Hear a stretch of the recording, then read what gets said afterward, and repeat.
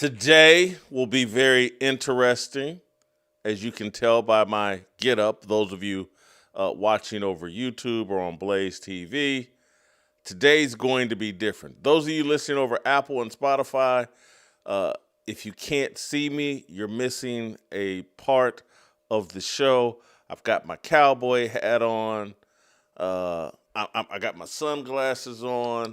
I'm dressed up like Django Unchained because you're going to get Jayson Unchained at some point today. Not that long. I'm not going to make you wait long, but I've got some things I want to get off my chest, some more things I want to get off my chest about Stephen A. Smith. Stephen A. Smith on Friday, I believe it was released.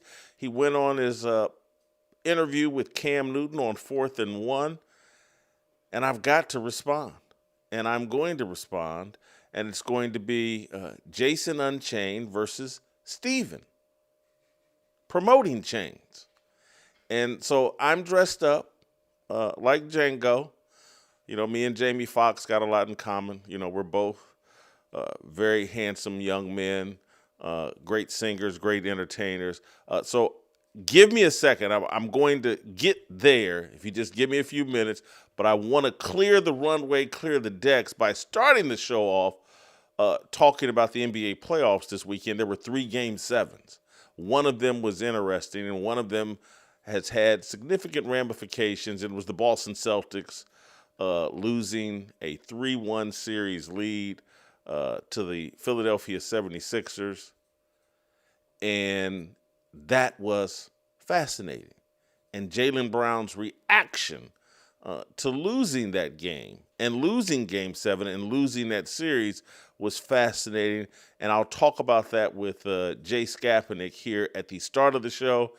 And then in the second part of the show, or after me and Skap are done talking basketball, I'm going to justify this get-up. I got my 6-shooter.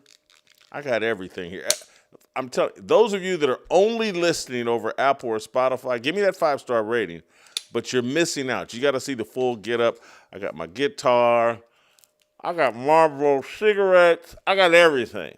It's going to be on and popping when I respond to Stephen A. Smith and Cam Newton. I like Cam, but Cam, I got to bend you over my knee and spank you just as hard as I'm going to spank Stephen A. Smith. Why you giving me, Luke's looking at me like, pause. No. I'm going to spank them like a father should spank a child. But before I do any of that, Jay Skapinac, welcome into the show. I want to play you, Jay, Jaylen Brown's reaction to losing to the Philadelphia 76ers in Game 7. No Jayson Tatum in that game, which was a bit surprising. But they blew a 3-1 lead. And immediately after the game, or not long after the game, Jaylen Brown takes to a live stream and starts torching Joel Embiid, starts torching the referees, starts torching flopping. He made some good points as well, like the league has been ruined by flopping. But let's start with his attack. Let's start with shot 2, him going after the officiating. Dead last and getting calls. And I was vocal about it. I got thrown out some games, or et cetera. And they keep saying like this push off and this stuff like that. You know how many players do that? That is such that's the common play, a basketball play. Every player does it. So why are you targeting me? It clearly had an agenda. Like maybe because I spoke and I was critical of the refs in the regular season. So you know how they responded. Like we gonna call you're gonna lead the playoffs in offensive fouls. That's how that was the response from the officiating crew. You could clearly tell, and I've actually spoke to some refs and they said it was agenda going into each game. So anytime Jaylen brings his arm up, just from reputation, just call it. Like, but Paul George does the same thing. Jalen Brunson does the same thing. Shit, I can go down the list. It's a basketball play, whether y'all believe it or not. You know what I mean? Everybody does that when you drive, especially if you got bodies on you. But Philly took advantage of it, and they took advantage of the officiating, and it cost us to some degree. But I've been doing it all regular season, not a problem. And now all of a sudden, it's offensive foul every time. You better keep that same energy with everybody else. So let's start there and let's limit our comments there for right now, Skap. Going after the officials with video and talking this kind of in detail, this is somewhat new and unprecedented. There used to be a fear of the commissioner's office, of the league going after the refs, which is really going after the integrity of the game. I'm not saying Jaylen Brown is wrong, but to see one of the highest profile players in the NBA attack the integrity of the referees, say there's an agenda going into the game, this has got to be disconcerting and concerning for the NBA, no? Well, it's not that unprecedented at this point, Jason. We've seen it. Look, remember just earlier in this season when Devin Booker went in on the officials, was naming names, Yes. was saying like, and he in the midst of that tirade, he was like, I dare you. You guys go find the clip that I'm talking about. Look at what I did. Compare it to what Shea does. How is it any different? So this isn't the first time we've heard an elite star player. I mean, look, Devin Booker, perennial all-star caliber player. He was first-team All-NBA one year, a few years ago. So star players are doing it now. And I think this is just the new norm. It is because, Jason, I don't believe that there is a targeted agenda on certain players. Like, I don't believe that. I don't believe that the officials and the league office all sat down before the playoffs and they're like, let's go get Jaylen Brown. Like whenever he brings his arm up, that's an offensive foul. Any crew that gets him has to call offensive fouls on Brown. I don't believe that's happening. But there is an undeniable advantage that some players get. Some players are, for whatever reason, officiated differently than other players. Some players get away with more things that other players don't. I don't think it's a concerted effort, but there is an inconsistency about it that just essentially you have to sit back and say, this is lousy officials, lousy officiating.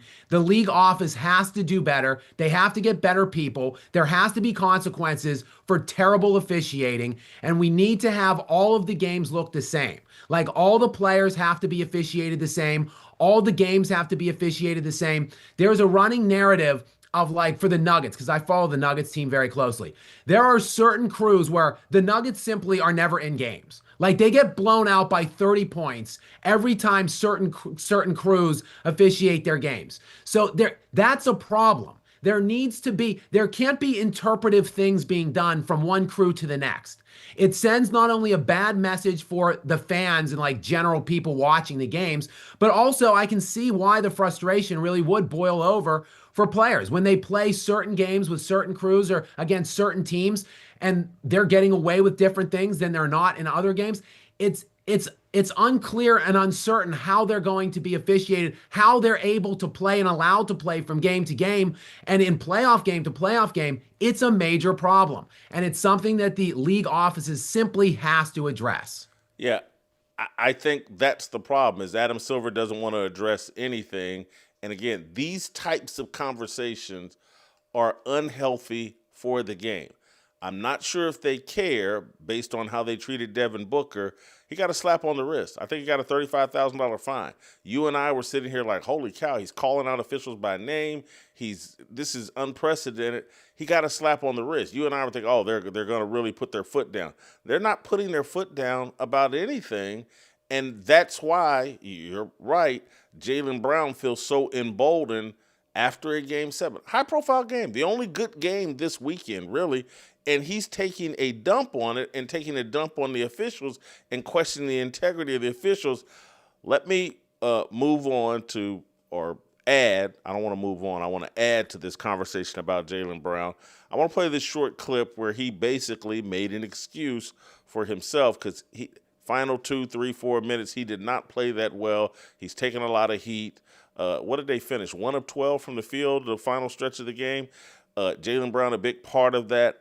But he's talking about his back injury. Let's play that. Chat. Let's get straight to it. My Back. Chat. I don't want to hear the bullshit. Joel Embiid is a massive human being. I got this on my back because whatever. Let's get straight to it. We've been streaming all year, all season, wins and losses, so ain't no different right now. We streaming today. Let's get right to it. These guys and the importance of their stream and getting their side of the story out, not trusting the media or wanting to have their own voice. But I don't think this is a good look. You lose Game 7, you show up in some sort of back brace. It looks like he's making an excuse here rather than taking any accountability. I honestly, Jason, look, I just want to compare and contrast with Nikola Jokic, who got crushed for his antics during the games in the ends of 2 games when he ran down. He ran down one player at the end of the game, got in his face, Jaden McDaniels. He then was pretending to hand the ball over to another player at the end of one of the games and then ripped it back. And there was another little altercation he got into a shoving match with another player at the end of their elimination game 6. But as soon as the bell sounded, Jason, the buzzer went off and it was 0-0 on the clocks. Nikola Jokic, as he always does, went up, hugged, handshaked with every player on the other team, and he went and sat down in his post-game presser and said, I wasn't good enough. I didn't make shots. I didn't get my teammates open. Loss is on me. He didn't say anything about he was injured, about his teammates were injured. He took every bit of the accountability because that's what a star is supposed to do. I really like Brown. I like Jaylen Brown a lot. Hell, I would trade Jamal Murray for Jaylen Brown head up right now if I were the Denver organization. But that is just a bum response by him. Like, I understand things in the heat of the moment, maybe even right after the buzzer sounds, the final buzzer sounds. But you go through your you go through your shower, your press conference, you get home, you turn on the camera and light up your live stream. Like, you've had time to let that kind of get off and decompress a little bit. Like, there's no need to be making all of these excuses. Your teammates are injured, you're injured, the officials are against you. Like, just take it like a man and take it like a star player and accept your accountability. Come back better next year. Like, that's really, I don't understand why. He's one of the more elite players in the league, and he's one of the more intelligent players in the league, actually. And for him to behave and act like this, it's disappointing to me because he's one of my favorite players in the league, honestly. Well, this last part I actually really like. He's calling out Embiid and just the league. They have a flopping epidemic, and it's undermining the game, the credibility of the game, just the masculinity of the game. Jokic participates in it. Luka Doncic participates in it. LeBron James. It's widespread. It's across the league. Joel Embiid. Here's Jaylen Brown on all the flopping. This is my personal opinion on basketball. Some of y'all might disagree. You know what I mean? But argue with your grandma. Flopping has ruined our game. Joel Embiid is a great player, one of the best bigs in basketball history. Flops. He know it. This ain't breaking news. This ain't, you know what I mean? It is what it is. Y'all can clip it up. Like I said, y'all can post it on these paid accounts that these bot, whatever. That's just my opinion. I think he's dead on target here. And again, this is another problem. You have the players who are making $30, $40, $50 million a year dumping on the product and saying the game has been ruined. And Adam Silver, no one in the league, seems concerned. And maybe because they don't have any reason to. They've got this rating system rigged up in a way that they can lie to everybody and keep making everybody convinced. More and more people are watching this. And maybe more and more people are because they're all gambling in their spare time. The government sends poor people enough money that they can take that money and blow it on gambling. And so maybe the system just allows this type of incompetence, lack of integrity, because the whole thing is corrupt. It's built on gambling, And so who cares if the game is on the up and up? I mean, again, this isn't the first time we've seen this recently. In that same game where Devin Booker was lighting up the officials, Dylan Brooks was just lighting up the Oklahoma City Thunder for flopping, and saying that, when he was growing up, it was a man's game and there was physicality and stuff. And now, like, players are just trying to hunt free throws and do, various foul baiting and grifting techniques to get to the free throw line. I mean, it's not a new technique, Jason. We've, like, honestly, James Harden really started doing it like a decade ago in his peak when he led the league in scoring 3 straight times. He finished top 2 in league MVP, I think, all 3 of those years, won a league MVP. But I mean, he had this like rip through technique where it basically, he wasn't trying to make shots. Like, once the goal became on an organized basketball court, let me not even intend to make a shot. I'm just going to try to get to the free throw line. That kind of became the problem in my estimation. Like, and now it's just been taken and really advanced to the next level by Shai Gilgeous-Alexander. Like, he is, by the letter of the law in the NBA rule books right now, he is getting fouled. Like, he's getting to the free throw line deservingly, but he's doing it. Literally half of his offensive possessions, like half of them in a game, basically look like he's not even trying to make shots or do basketball moves and basketball things. He's literally just trying to get fouled and go make free throws. Like, is that really what we want? Do we want 30, 40 free throws a game, all these stoppages, players just throwing themselves into each other to get to the free throw line? It's terrible. It's an eyesore, these games with all these stoppages and free throws.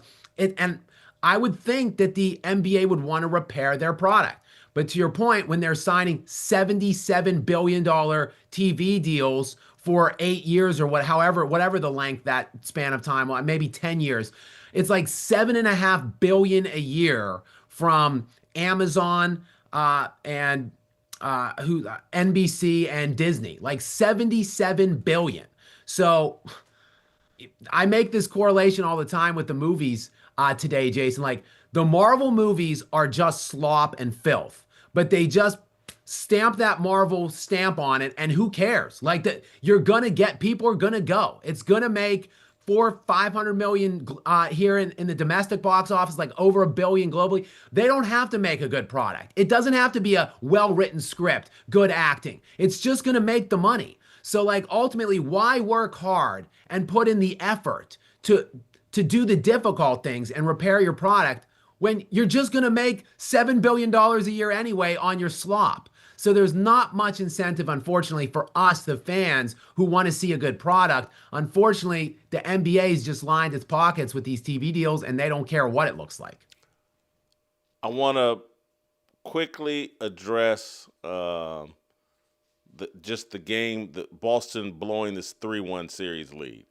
Bill Simmons seems upset with Joe Mazzulla, head coach of the Boston Celtics.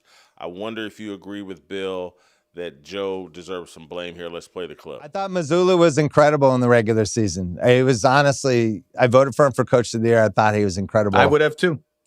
And I don't know what they were thinking with this playoffs. I have so many questions. And look, did Philly win this series or did Boston blow it? I think the answer is both. They went back to their 2024 style without the same players, is my biggest issue. They slowed it down. They didn't play with pace. They gave up on their bench. And I was saying it on the podcast at the time. I didn't really understand it. This is my honest feeling. I think Mazzulla treated this series like, let's figure out what we have for when we play the Knicks and the Pistons and whoever comes out of the West. I'm going to use this as my litmus test series. I'm going to see what I have with Vucevic. I'm going to shorten my rotations. I'm going to try to do the 2024 thing again. And they just got away from what succeeded for them. The bench was the superpower of this team. It was guys like Hugo and Walsh coming in and being maniacs for 5-6 minutes. And he just punted on it. And then in a game 7, it's like, hey, Shireman, can you go back to being awesome like you were the last 2 months of the season? It's like, you've been yanking me around. Of course, he hit 0 points in game 7. This guy was a real asset down the stretch. So I really think Mazzulla screwed the series up, and I'm always going to think that. Skap, I kind of like that criticism. I think he's accurate there that Mazzulla got caught looking ahead, assumed they could handle this series. They were up 3-1, and then he started tinkering and doing things in anticipation of what was next and couldn't recover. Jason, as always, I'm ahead of the curve on these things. I've been calling for the Nuggets to trade Jamal Murray for 3 years. I've been calling for the Celtics to fire Joe Mazzulla since his first season, Jason. I know. Now, look. Fire. The man's won a championship. The man was the best coach during the regular season. Fire, Skap.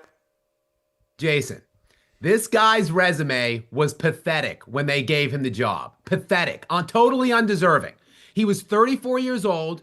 They were 1 year removed from a title run with Ime Udoka. They give this guy his sole head coaching position on his entire resume was a 2-year stint at a Division II college, and they give him the keys to a team coming off a championship title run where they were up 2-1 against Golden State, mind you.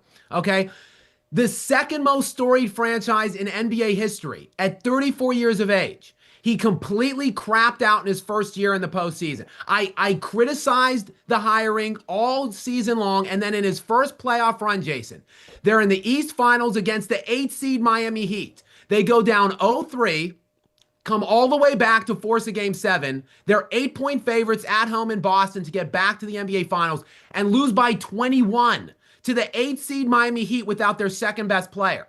Okay, the next year they build a super team. They bring in Drew Holiday, Kristaps Porzingis to add to this team, and then they get all the luck in the playoffs. Every single good player and good team gets hurt in the East run. There was a fluky West run which delivered them the 5-seed Mavericks. That team was too big to fail. He lucked his way into one title. Then in the title defense year last year, a subpar outing in the second round, eliminated by New York. Now this year, top 3 net rating league-wide all regular season without Tatum, come into the playoffs with Tatum, presumptive heavy favorite to get out of the East, lose in the first round, blow a 3-1 lead. Okay, this isn't new. The outlier year actually was the 2024 title run.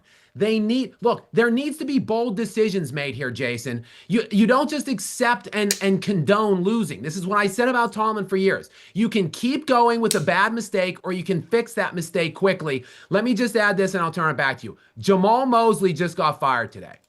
Head coach Orlando Magic, out, fired.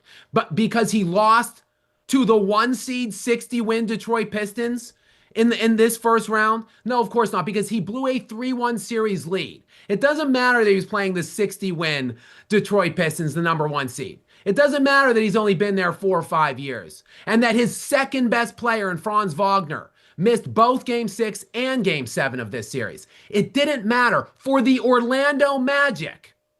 But yet the Boston Celtics, one of the winningest franchises in any sport ever, is just going to sit back and say, hey, I'm good with being a loser. I'm good with having this guy blow 3-1 leads as the presumptive hefty favorite to represent the East in the NBA Finals. I'm good with it. Let's just roll it back out again. You keep doing losing things and you'll keep being a losing franchise. I honestly think Boston should entertain a substantial trade as well this offseason. Man won a championship, Skap. I think that buys him some grace. I hear you. You've made a much better point than I anticipated. But, man, that's a lot to wrap my – fire Joe Mazzulla. It's one of my favorite coaches in all of sports. Man's a Malone Christian, won a wears his faith on his championship with sleeve. I love the guy. Michael Malone won a championship in 2023 with the Denver Nuggets. He was fired like 2 years later because it's just not acceptable. This is the 10th year for Jaylen Brown in the NBA, the 9th year for Jayson Tatum. That's 9 years with these two guys, like the best duo in the NBA for 9 years, an elite, legitimate Derek White kind of role player, an elite bench. Like, it's just not working. That means you have to make substantial and bold changes, or it's just going to keep not working. Harsh words from a harsh man, Jay Skapinac. Jay, I got to let you go because I got this Stephen A. Smith take I want to get off my chest. Hold on, put Jay back on screen. Jay, have you want to comment on my outfit, or do I look like Jamie Foxx in Django? What do you think?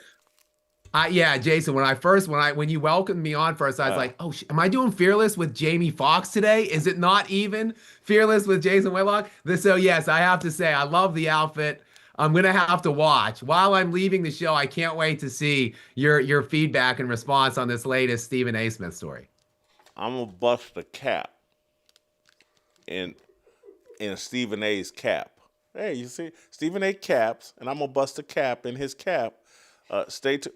I'm getting Skap. I gotta let you go. Skap, I gotta let you go so I can get to this Stephen A. cap, and so that I can bust a cap in Stephen A.'s cap.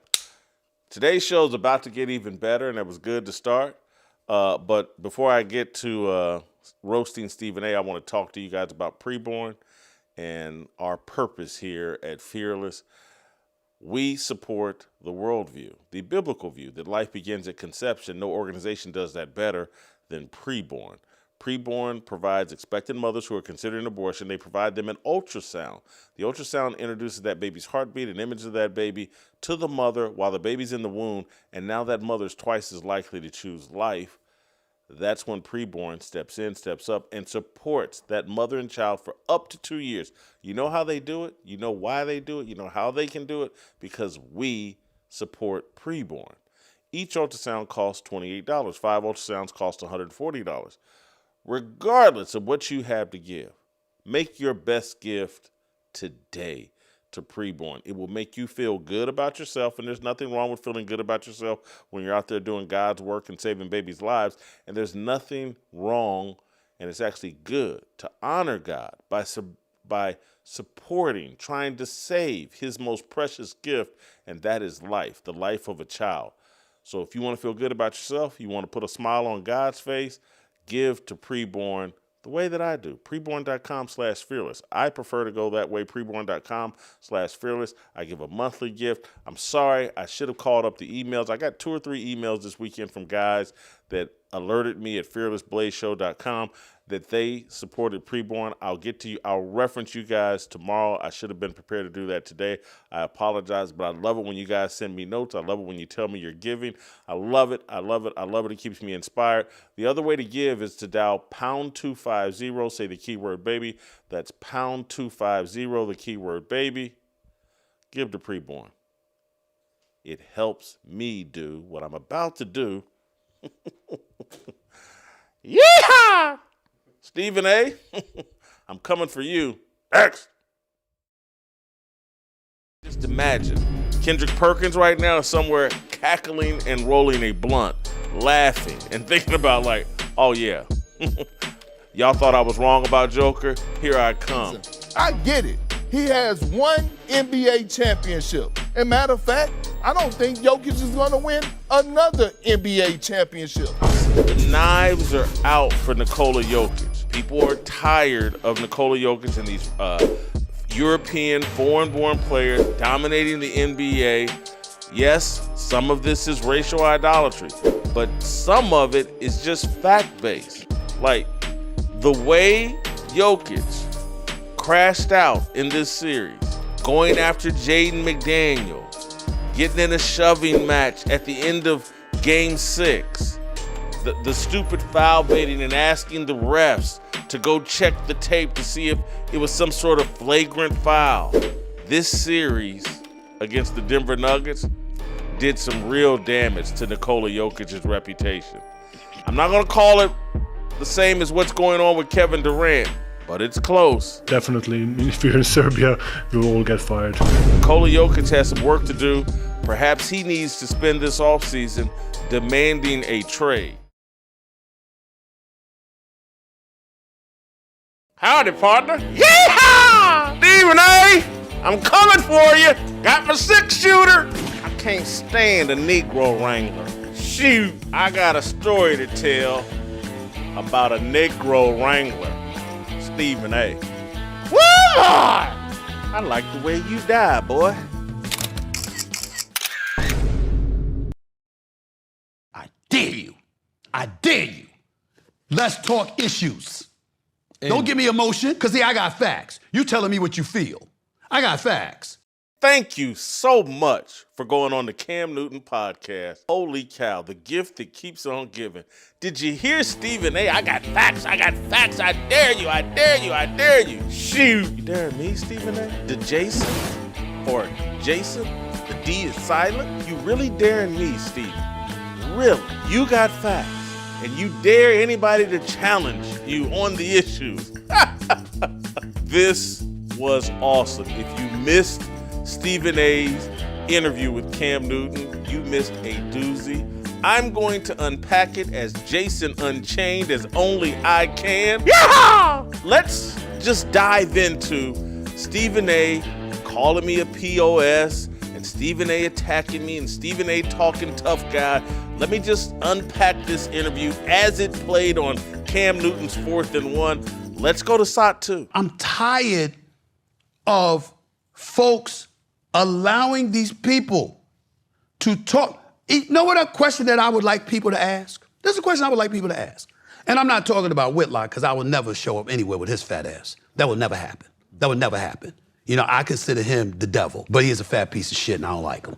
All right? So then having said all of that, all right, what I'm saying to you is, with that being said, outside of him, all of these people that come and sit down and talk amongst all of y'all, have you noticed they don't do that shit to my face? Have you noticed that there's one person that Stephen A is afraid of? Stephen A is afraid of getting face-to-face, over Zoom, anywhere near. There's one person, and he's acting like, Jason Whitlock's the devil.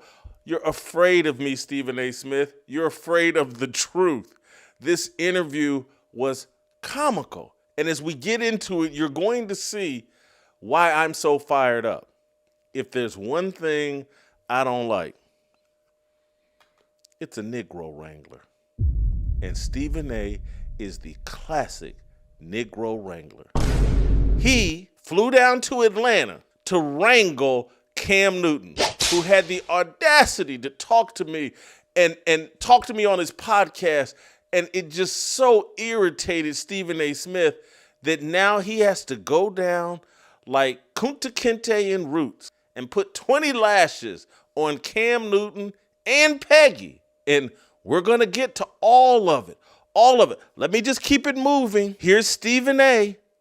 Let's play SOT 3. I said happily under one condition. No edit. Me and you, live, every word aired. See, they talk. Whole bunch of people talk. But sitting in front of my face, as you know, is a little bit different. You pop that shit you want to, but when it come time where it's not about your emotions, it's about the facts to support them, when you gonna back it up? Negro wrangler. When I heard Stephen A. say this to Cam Newton, I was like, is he talking about me? Is he pretending that he's me? That sounds like me talking about Stephen A. He's afraid to back up anything. He acts like he doesn't understand the questions that I've been asking and that I've reported about his fraudulent background. He has no answer for any of them, but he goes on Cam Newton's podcast with two agendas. Let me Negro wrangle Cam Newton as a show to the rest of these Negroes that I'm keeping enslaved and the rest of these Negroes that it's my job to make sure that I control their thoughts. I tell them what it's safe to think. I tell them who it's safe to talk to. That was one agenda, to wrangle Cam Newton. The other agenda was to pretend like he's some tough guy that's unafraid. Stephen A., you can't pull that off when you're afraid of me and everybody knows it. It's one of the most obvious things in the world. Cam Newton, I love you, brother.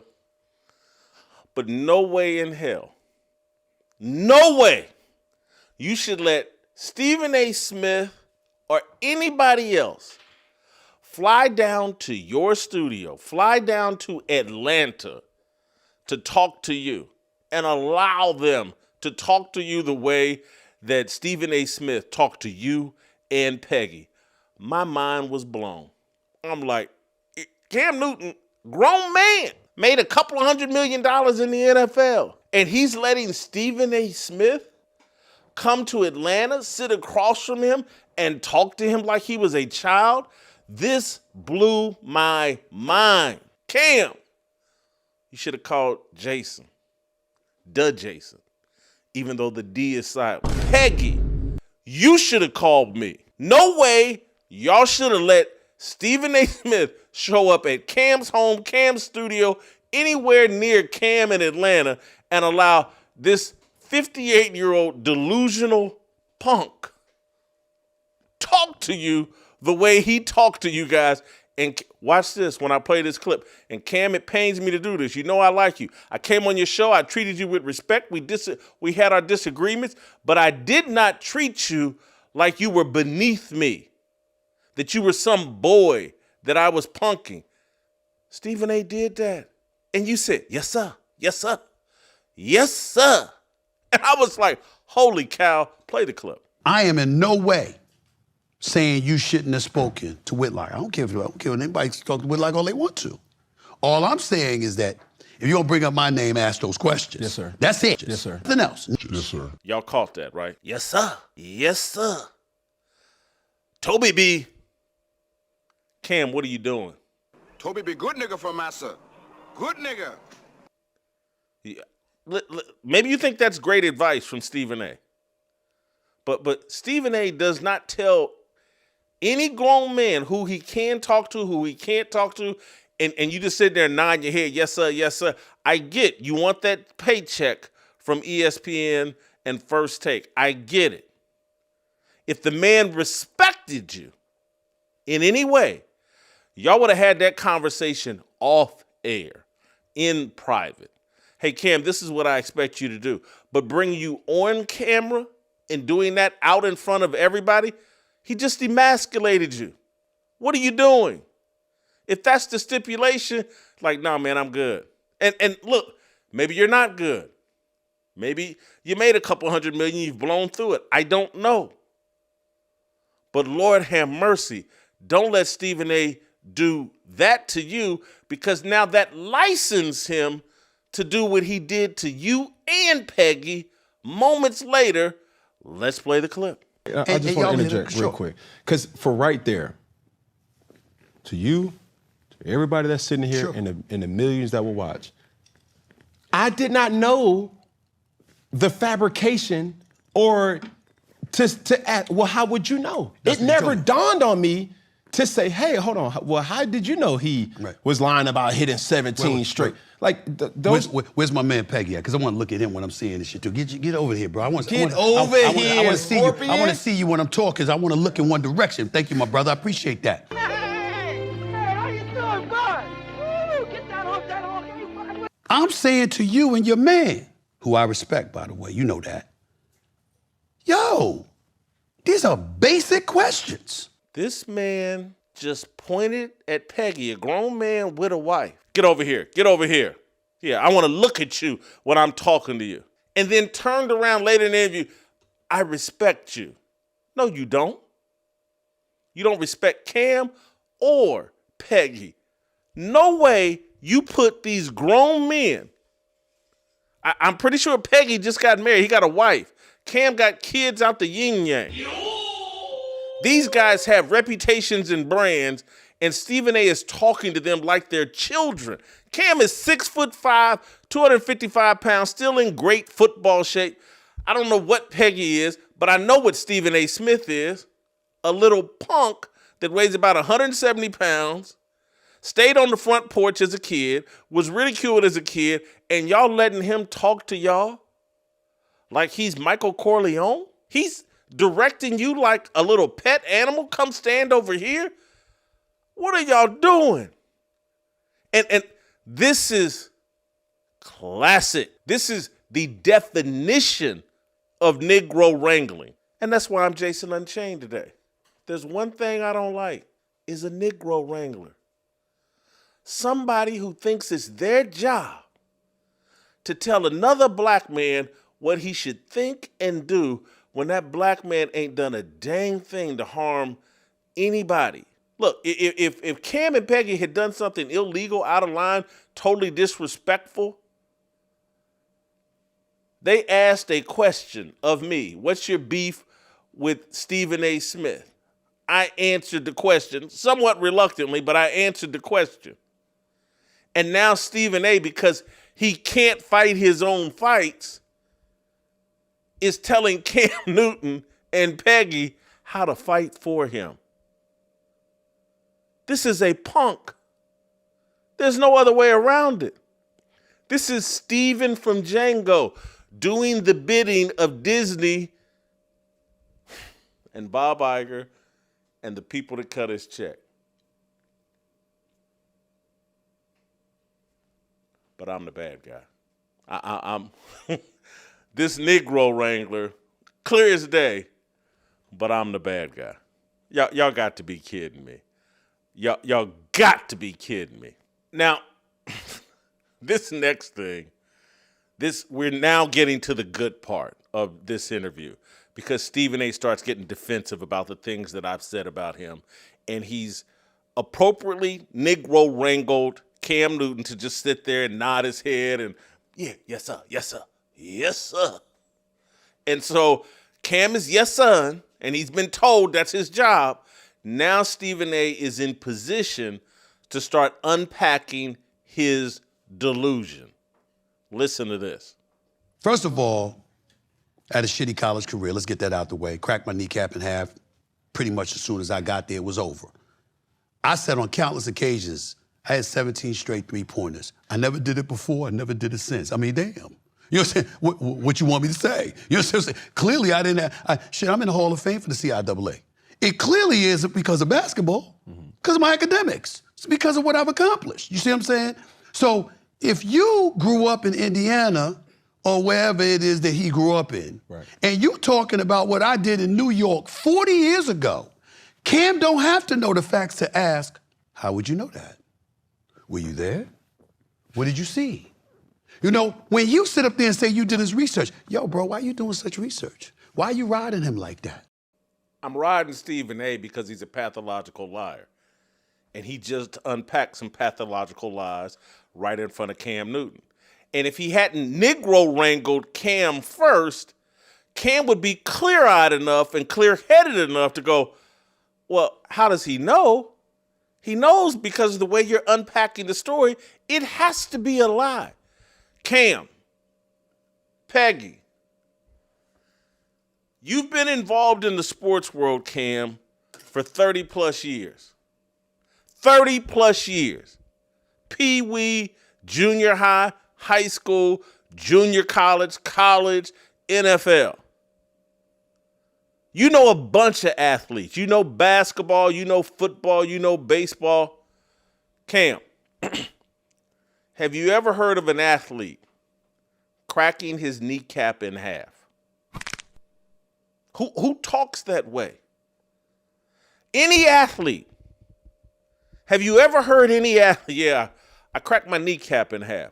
There's all these NFL games, 100 years of professional football, 120 years of college football. Who's cracked their kneecap in half? We can go basketball. Who's cracked their kneecap in half? That's not the way athletes talk. That's the way people that don't know sports, have no real connection to sports. That's how they talk. I cracked my kneecap in half. Cam, look. You cracked your kneecap in half and they put a 6-inch screw in it to put it back together? A screw that Stephen A. claims they've never taken out? You don't have to be a rocket scientist to figure out that's a lie. And then once you spot that lie, because again, everybody but Stephen A. has street smarts. Stephen A. has none because he wasn't allowed out in the streets. But he has no street smarts. And so when you hear someone tell a lie that they don't have to tell, you start questioning everything about them. Well, how many other lies are they telling? And then when you look, 17 straight three-pointers? Steph Curry is the greatest shooter we've ever seen. You ever heard of him hitting 17 straight three-pointers? In a practice, in a game? Anybody tell Dale Curry? Michael Jordan? Larry Bird? Anybody? Kobe Bryant? 17 straight threes? You think you got to be some kind of great journalist, some kind of great investigator to know that this man is lying? This man told this story in his book and in interviews that he drove down to Winston-Salem in the middle of their season and scrimmaged against them. Showed up on a Sunday. They played on a Saturday. He shows up on a Sunday for a scrimmage during the season. This is a lie. Anybody with a brain knows it. You don't have to be Bob Woodward or Woodward and Bernstein or Walter Cronkite or whoever you think the greatest journalist is in the history of journalism to figure out this man is lying. And why does he have to lie? Makes no sense, Cam. But you've been Negro wrangled. And he Negro wrangled you and Peggy to send out a message to the rest of the Negroes. I control what's said about me. I get to decide who you get to engage with. You're not a man. You answer to me, Stephen A. I'm the overseer. Have you seen the movie Django? Do you understand the plot? Do you know what Stephen's job was? To make sure the Negroes said what Massa wanted said. To make sure the Negroes all thought the same thing. That's why Django's here. And that's why I brought my 6-shooter. Because Stephen A. needs to be stopped. Negroes need to be set free. Y'all think I'm the bad guy. I'm Django. You in your mid-50s or whatever. You know, that means we were in the business at the same time. So why I'm where I'm at and you where you are? Woo! Stephen A., that's a very simple answer. Because you signed up to be an overseer and a Negro wrangler. And I won't do it. I get to say, and I want other people to have the same freedom. I want to change the business so that Negroes actually get to say what they think. They're free to think whatever they want. They don't have to answer to Democratic talking points. They don't have to answer to Bob Iger or Disney and have to believe all kinds of stupid things. They don't have to pretend to be perpetual victims. I wouldn't get online with that. I wouldn't get down with that for the money because I felt like I had something better to offer than to be someone that controlled the thoughts of other Negroes. Yes, have I been critical of the idiots in this business?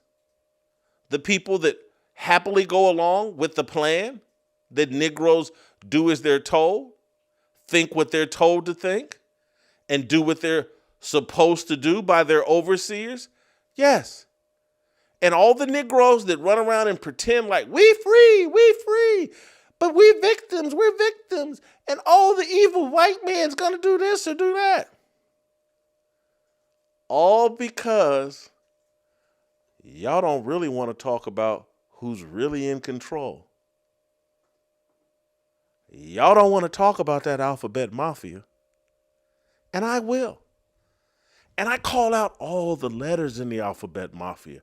And this is what drives people crazy. This is why I'm hated.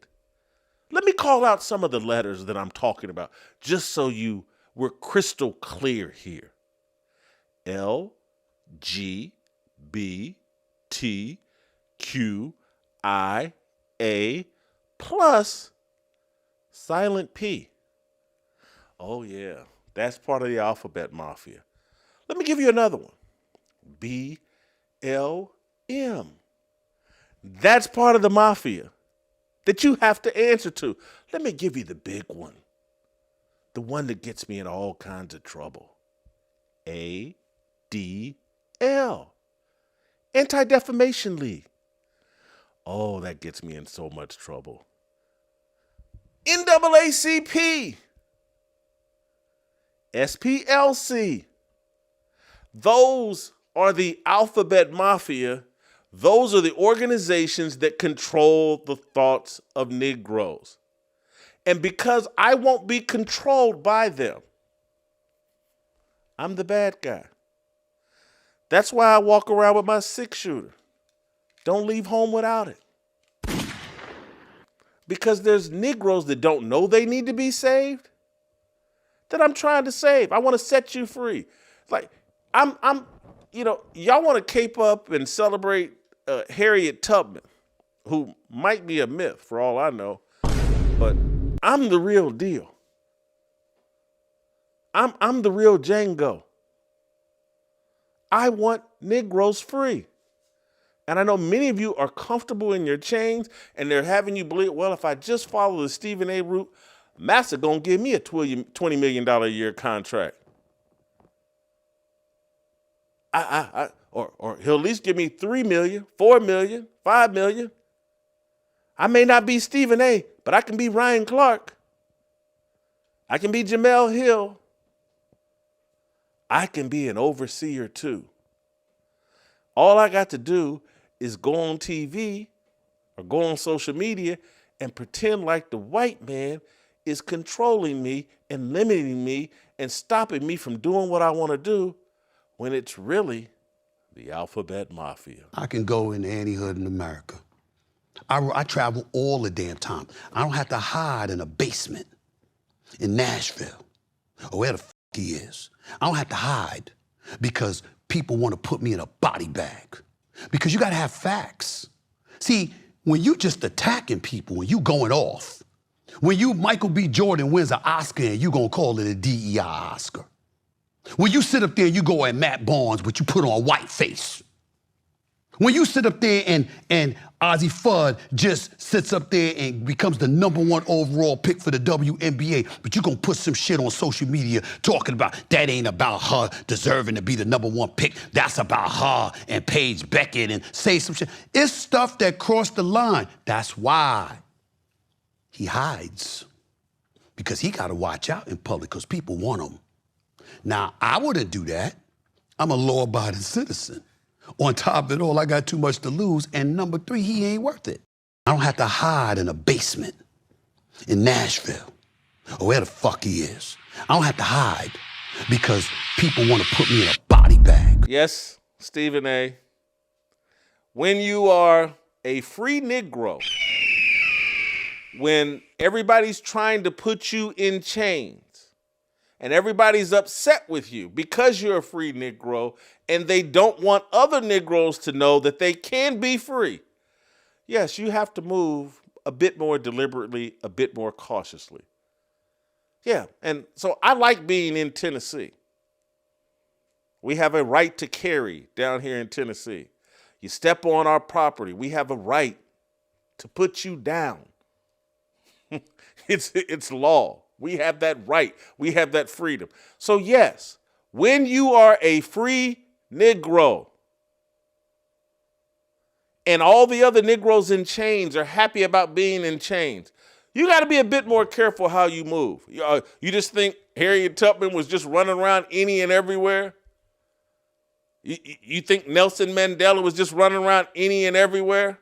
When your mind is free, when you're committed to serving Jesus Christ, there's a lot of turbulence that comes with that.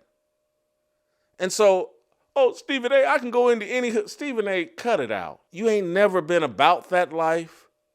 You're not about that life.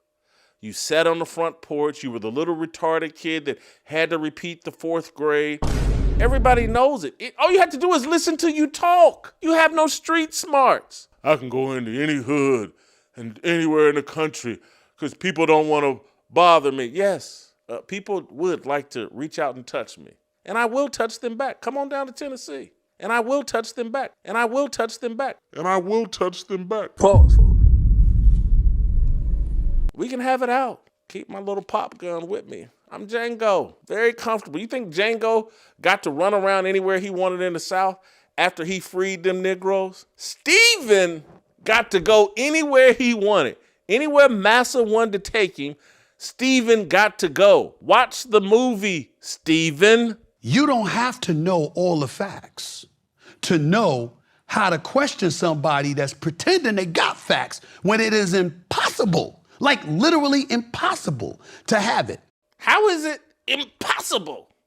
Impossible to have facts. I'm a journalist. You claim to be a journalist. It's like you don't even understand the concept of journalism, Stephen A. You don't understand the research, reporting, discernment. Hey, man, I've lived 59 years now. When someone says they have a 6-inch screw in their knee, all it takes is a tiny bit of discernment to say, that's Cap. Cap. Stephen A., I don't know if you are know anything about a 6-inch screw, but it's about this long. You weigh about 175 pounds. Try to get a 6-inch screw in the knee. I'm fat. I can't put a 6-inch screw in my knee. That's why I keep saying it. You're the first person that's ever had a vagina installed in their knee. You have a knee-gina. Quit telling on yourself. He mentioned that a professor of mine wasn't really a professor, who's like a mother to me, who's in her 70s, dog. Retired, ain't bothering nothing, don't even know who he is. You willing to go there. He brought up my boy, Spank, my man Gary Stevens. Talked about him like he's supposed to be something, but he wasn't. How you know that? You don't know? Stephen A., I have a brain. I have the ability to do research. I looked up old newspaper stories. Mama Roseboro, who you had on TV, pretending like she's your college professor, pretending like she's some mother figure to you. She was a secretary for the school president. That's not me. That's the Winston-Salem State Journal. That's the college newspaper that you allegedly work for. They said Mama Roseboro was a secretary. That's not me. Argue with the newspapers. Your boy Spank, Gary Stevens. Notice how Stephen A. won't dispute, won't say like, hey, she was too by a college professor. He'll say, how dare you point out the fact that she wasn't? How dare you repeat what was reported in newspapers in real time in the 1980s and 1990s? How dare you, Jason Whitlock? How dare you repeat what's in the Winston-Salem State yearbook? How dare you? He'll never say, well, yeah, I was lying about that. And the whole Mama Rose, it was a character she was playing. The whole ESPN's been participating in this gimmick. Winston-Salem State's been participating in this gimmick. Whitlock has called it out. I don't have a defense for him. So what I want you to do is feel sorry for the old woman who I just read her resume. As for Gary Stevens, who's pretending and has been pretending for years that he's your former college teammate. It's Cap, Stephen A. I read the Winston-Salem State Journal. The Gary Stevens guy was supposed to be a 6'3" guard. We've repeatedly shown pictures of Gary. He's barely 5'8". He's 5'9". And we went and looked. He played college basketball at some Division III school called Old Westbury, where he met his wife. That's where he played college basketball at. I showed a YouTube video. He's doing this gimmick of, I played at Winston-Salem State, and he actually played at Old Westbury. But because this role he's playing as your college teammate must be so lucrative, he won't put up an Old Westbury jersey. He's got a Winston-Salem State jersey hanging up behind him, and the number on the jersey is 1859. Who does that, Stephen A? Cam.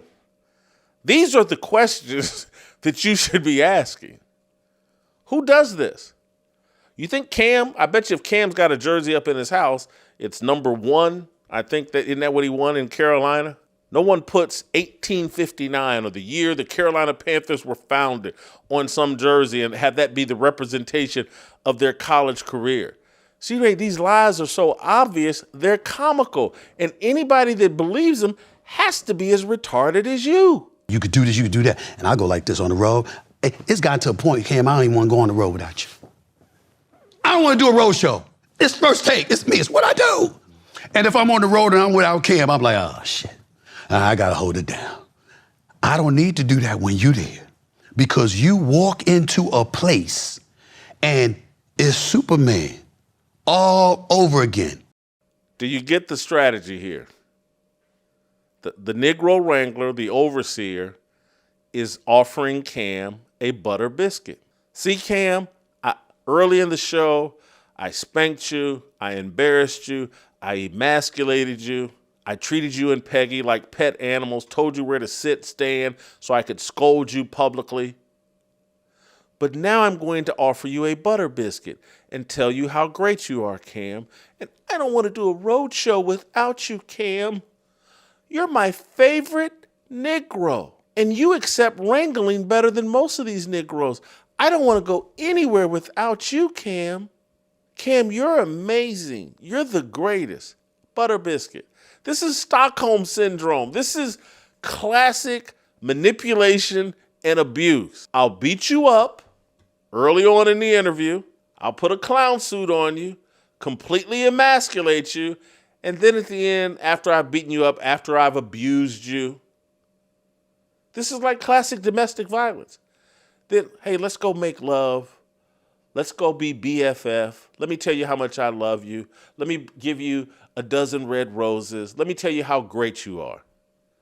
Cam, don't let this happen again. A one-off we can overlook. But don't ever let this happen again.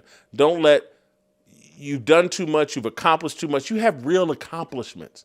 You actually watch, like, and know sports. And I get that first take check, you've blown a lot of money, you need the first take check. I came on the show and tried to tell you, like, hey, man, you don't need these guys. You got enough personality, enough talent. If you're willing to stand on your own 2 feet, you don't need Stephen A. But maybe you do. But there's a price that comes along with it, and he's going to treat you like a woman that he can totally emasculate and then send you a dozen roses and say, I still love you. I only had one issue, and that was that you didn't ask the question because there was nothing that he said that he could definitively prove. Nothing. Oh, it's a HBCU. Well, they ain't giving no scholarship, blah, blah, blah. Well, how I pay for college? How? I was poor. My mother couldn't afford it. How I get to college? How did I get a degree? How did I get a degree without paying a dime? What did I do? Stephen A., those are great questions. And we will continue to investigate and hopefully one of your former alleged teammates, someone at Winston-Salem, but I doubt it. I think they've been paid off. Winston-Salem State's all in on it. But that's a great question that would love to have the answer to. I don't have it right now. I don't. My gut, this is just my gut. It's speculation. It's my gut feeling, is that you've been installed and planted for a long time. A long time. And people had a role for you. Now, you could have blown it. You could have messed up early on in your career, but you didn't. And you've been a puppet for somebody or some force. All of these people in critical positions are installed. Anybody that ascends to a throne that they have not earned. And I'm about to say something that's going to get me in a lot of trouble. But like Charlie Kirk earned TPUSA. The new person in charge of TPUSA didn't earn it.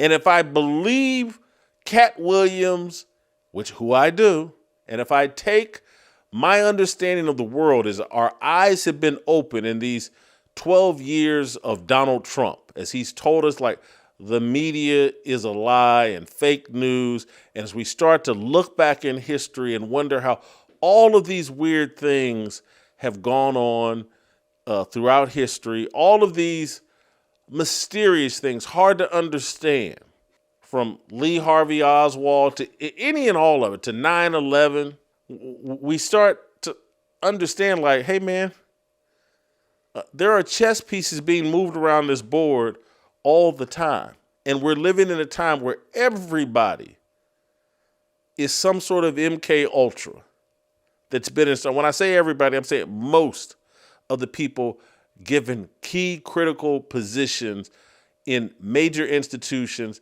thought leaders. Hey, who's going to help us in the sports world stay on message, dumb down the conversation, make sure that it's a great place. Negro wrangling, a great environment to do that is on a sports television network because black men love sports. They'll sit up and watch Stephen A. and Ryan Clark and these other clowns on ESPN have nonsensical conversations and promote. Black people, you're victims. And the white man is the devil. And the white man controls everything. And as long as you're rebelling against the white man, you're doing something bold and courageous. You're a hero. You're the new Muhammad Ali. And really, you're just a coward who's afraid of the alphabet mafia. So, hopefully one day we'll get to the bottom of who did pay for you to go to Winston-Salem State. Who did, a kid in New York, with all them schools in New York, someone who flunked 4th grade, whose fathers thought like, man, this kid's retarded, who's 11th grade counselor. This is by your account, Stephen A. I'm taking your word that your father thought you was retarded and that you got held back in 4th grade. I'm taking your word. I'm taking your word that your 11th grade counselor laughed at the thought of you going to college. So when someone has to go all the way down to Winston-Salem State and who, let's just keep it real, anybody in the 1980s with a pulse and a GPA above 0 could get into Winston-Salem State. So congratulations, Stephen A. You had to leave New York to find one college that would allow you in, Winston-Salem State. And I'm sorry for irritating those of you that have legitimate degrees from Winston-Salem State and learned something, but let's keep it real. Winston-Salem State, not producing rocket scientists. And Stephen A. Smith isn't a rocket scientist. Most instances, 99% of the time, I don't address it. With him, I was like, no, I'm going to make a special occasion because it's not because of me. It's because of an army of people in our industry that he has done incredible freaking damage. You don't know about him going to the bosses and volunteering to attack all of us. You don't know about how many people he tried to get fired. You don't know about how many people he tried to call incompetent in this industry and how many careers he has tried to ruin just because he ain't them. So finally, I did one podcast without belaboring it because I ain't come here to talk about him all night, but I ain't running from it. I don't address it? Stephen A., this has got to be about the 6th time you've addressed it. You're such a pathological liar, you can't remember all of your lies. You can't remember all the content you put out. You keep putting out content, calling me names, being profane, and say, everybody hates him, and never addressing the obvious questions. Do you have a 6-inch screw in your knee? Hey, you went on TV and said, I averaged 1 point or 1.5 points while playing in one game. And now that you can't answer these obvious questions and these obvious lies you've told, now I'm doing this for an army of people. I'm here to save Scoop Jackson and Jamel Hill from all the criticism that Jason Whitlock has leveled against them. Don't you know Jason Whitlock went to the bosses and volunteered to criticize everyone? That's such a retarded lie. Why would I have to go volunteer? I entered the profession in 1990. By 1992, 93, by the time I was criticizing Mitch Albom in writing. Anybody remember Mitch Albom? prominent journalists at the top of the field, Tuesdays with Maury, one of the most famous sports writers ever, one of the most accomplished sports writers ever. I was criticizing him in 92 and 93. Mike Lupica, one of the most famous sports writers ever, criticizing him. A bunch. Selena Roberts, criticizing her over her Duke lacrosse coverage. Bunch of white journalists, sports journalists, who were at the top of the profession that I was criticizing in the 90s and early 2000s, and there were no black people whining and crying. They were like, hey, I'm Whitlock. Go ask Joe Posnanski, who I worked alongside of at the Kansas City Star. Did I criticize him? But Stephen A. is upset, and some of these other people are upset. Oh, when they reach the top of the profession, when they're at the top of ESPN, when I criticize them, it's because I hate black people. No, I don't like fraudulent people at the top of the media. I don't like people that, to me, undermine the credibility of journalists. I'm like Mike Royko. My entire career has been based off of Mike Royko, and he criticized people in the media. And at the time when Mike Royko was doing it, everybody at the top of the media was white, and that's who he was criticizing. Now that things have changed and there are black people at the top of the media space, they get the smoke, but they don't want the smoke. They can't handle the smoke. They want to use the excuse that any criticism they face is because of racism. I blow that up because I don't hate black people. I don't have it in for black people. I have it in for dishonest people within the sports media world. They make it hard for us to be told the truth. They're part of the fake media that Donald Trump has talked about. I don't like the fake media. It's the only thing that attracted me to Trump. Is like, oh man, this guy thinks what I think. I've been criticizing the media my entire career, and Donald Trump is now legitimizing that from the highest office in America. Stephen A. doesn't want the smoke, and now, I'm making this sacrifice for all of you. Rally around me. Don't you understand? I'm a good Negro. I'm your best overseer. Don't you want to be overseen by me? Because Jason Whitlock will actually hold you to a standard, the same standard he held white people to.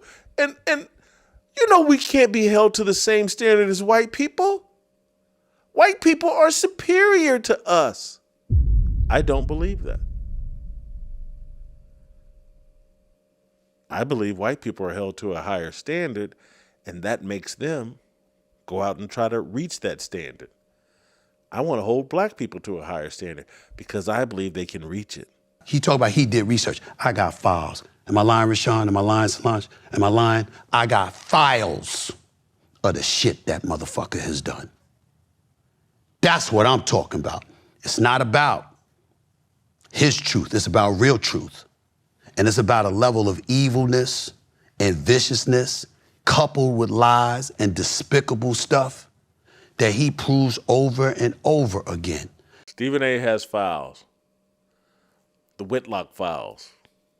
I guess they're the Epstein files of sports writing, I guess. Stephen A., you have my full permission. Please, release the files. You'll have nothing in your files. And yes, I know you've hired private investigators to look into me and try to confirm my whereabouts, try to dig up dirt on me. Release it. Guarantee you I've confessed to all of it publicly already. I don't have any secrets. I've confessed to everything. Please release your files. He's got thousands of files, thousands upon thousands of files. Release them. Django is ready. He's got his 6-shooter here. Release the files. Yeehaw! That's it. Jayson Unchained. The D is silent. Stephen A., you've been got. She first came in, I did like Doris Burke. She was a good addition. She wasn't the main thing. Now she's more like a main course on the broadcast, but when she first came in, she was like a accessory to the main broadcast, and she was actually very good the first couple of years because we hadn't had a woman in that spot who kind of knew basketball well enough that she could add on and not take anything off the table. She was that at first, but in recent years when they made her more prominent, she's not been as good. Yeah, Steve, see, Dre's making my point. At one point, she was the mayonnaise on a sandwich. And that was I love I couldn't imagine eating a good bologna sandwich without mayonnaise. And so, she was essential. All right, let me go Asian here. I'm pretty good at this. When you have sushi, what's really important is the fish. But you know what you need? Soy sauce. But you know what you also need? Wasabi. Well, wasabi, you cannot use too much because you know what's going to happen? It'll go through your nose. Your sinuses will be clean. It's painful, though. It's painful, and it kind of takes away from everything else. We're at a critical time in American history. You guys know how crazy it is, and you know how important it is to have major corporations on our side. Services that we use on our side. Patriot Mobile fits the bill. I've had a Patriot Mobile phone now for like 4 years. I love it. You'll love it too. What you'll love is Patriot Mobile's Christian conservative values. They're in the fight with us. If we're going to spend our money on a cell service or on anything, don't you want the comfort of knowing that that money is being spent with a company that believes in Christian values, that believes in the First Amendment, the Second Amendment, that believes in your freedom of speech, that supports the values that have made America the envy of the world? Patriot Mobile. I love every time I use my Patriot Mobile phone.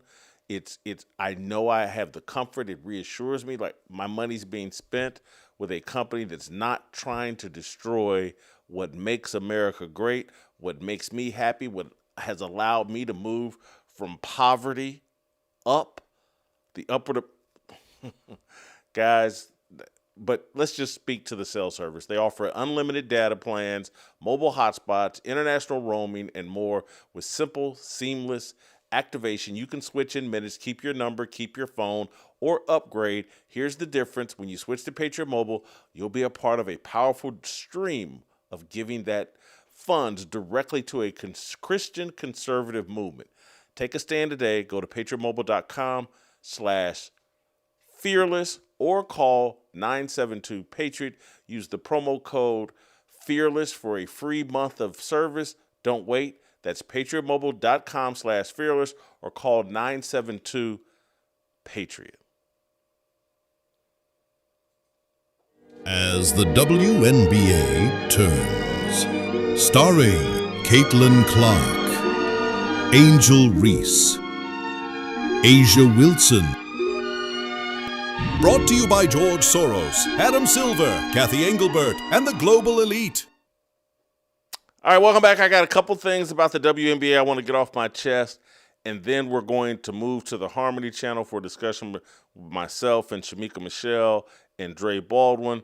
But let me get these WNBA takes off. I don't know if you guys caught this, but the Indiana Fever, I believe on Friday or Thursday, played Nigeria in an exhibition game in Indianapolis, and there were a boatload of empty seats. This was taken right before halftime. I'm not saying that's all the people that were in the arena, but this is an ominous warning sign about what has been done to Caitlin Clark. I don't care it's a preseason game. I don't care if it's Nigeria.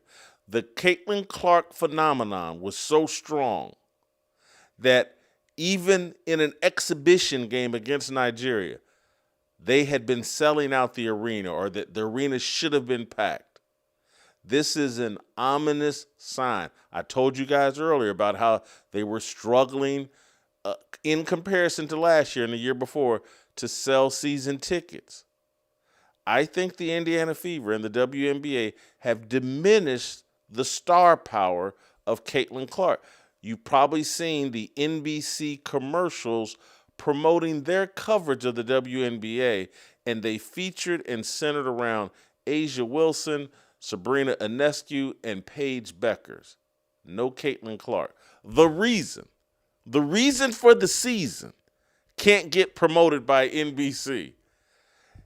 Struggling now to sell out games or to fill up arenas when they previously hadn't had any problems at all.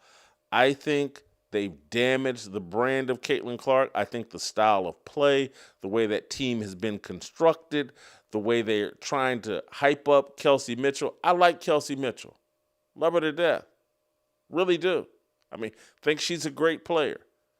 But if they couldn't figure out a way to focus in on Caitlin Clark rather than trying to promote Kelsey Mitchell or Aaliyah Ball, get rid of them all. You're running a business. Caitlin Clark is the business. You're undermining the business by destroying Caitlin Clark's star power and trying to build around. We got a whole team, and everybody's a part of this. It's not the way men operate. It's not the way the NBA has operated. When they discover a star, a Magic Johnson, a Larry Bird, an Isaiah Thomas, a Michael Jordan, an Allen Iverson, LeBron James, they lean into that star power to draw in the rest of the fan base. The WNBA has done the exact opposite, and it's now starting to show up. They are succeeding in killing Caitlin Clark because they don't care. They don't have to earn any of this. They haven't earned any of it. These players in this collective bargaining agreement where they're about to be paid 7-figure salaries, some of these players, they didn't earn that. They don't deserve that. Their play isn't good enough to justify that. Caitlin Clark was. But because this league is financed through an agenda, no different than Netflix. It doesn't matter if Netflix content is horrible. Doesn't matter if their movies and documentaries are filled with lies and they're horrible and don't connect. There's a message that Netflix wants to promote. Girl power, lesbian power, alphabet mafia power, white men are the devil power. White men are the devil power. Yeah. Is that right? Did I say that right? I think I said that right. But that's all they want to promote. And so they don't care whether they make a dime. And the WNBA benefiting from the exact same thing. They want to promote angry lesbians. Caitlin Clark's not one of them, so she's being diminished and destroyed so that they can turn the league over to Paige Beckers and AZ Fudd and all the rest. The Angry Black Lesbian League. Let me segue into my last point about the WNBA. And Angel Reese isn't a lesbian, but she is an angry black woman. And but she's not quite angry enough. I gotta show you these highlights from her last exhibition game. I believe they're playing the Washington Mystics. You gotta look. This is like a 40-second highlight or low-light video of Angel Reese being one of the most unskilled basketball players we've ever seen. And I'm going to connect this to what's going on with Caitlin Clark and why I think, like, hey, the momentum that this league had is about to be destroyed. Because, one, they won't promote Caitlin Clark. They've constructed a team in Indiana that won't highlight or showcase Caitlin Clark. And now the players, some of them are going to be getting paid 6- and 7-figure salary, high 6-figure, low 7-figure salaries. And you're going to be treated to one of the biggest stars in the WNBA, Angel Reese, who is as unskilled a basketball player as I've ever seen. Yes, she can rebound. Yes, she can, but she is completely unskilled. No one wants to see this. No one wants to pay for this. This is a nightmare scenario happening in the WNBA. This won't be tolerated this season. This will be mocked and memed, and I know that that's already been going on with Angel Reese, but these players will now be unlikable because they're overpaid. In this time when the working class, the upper middle class is all being destroyed, they're getting destroyed, and these basketball players that play like Angel Reese are getting paid 7 figures. It won't work. It will not work. All right, give me 3 minutes, and we'll be on the Harmony channel talking about more black fatigue, this time in Edmond, Oklahoma, where gunshots were had, or people shot, hurt, injured, as black fatigue hit a suburb in Edmond, Oklahoma. They had a Sunday fun day at a lake. Shots fired, people hurt, people rushed to the hospital. We'll talk about that, and we'll also talk about Chud the Builder, the guy that I referenced, I believe, last week, the guy that's been coming to Nashville and trolling black people with the N-word. Well, now people are talking about flying in to Nashville or driving over to Nashville to confront Chud the Builder. Chud's got a grift, and people want to benefit off his grift. We'll talk about that and more on the Harmony channel. Give me 3 minutes, and I'll be on the Harmony channel. Thank you for watching. We'll see you tomorrow on Fearless.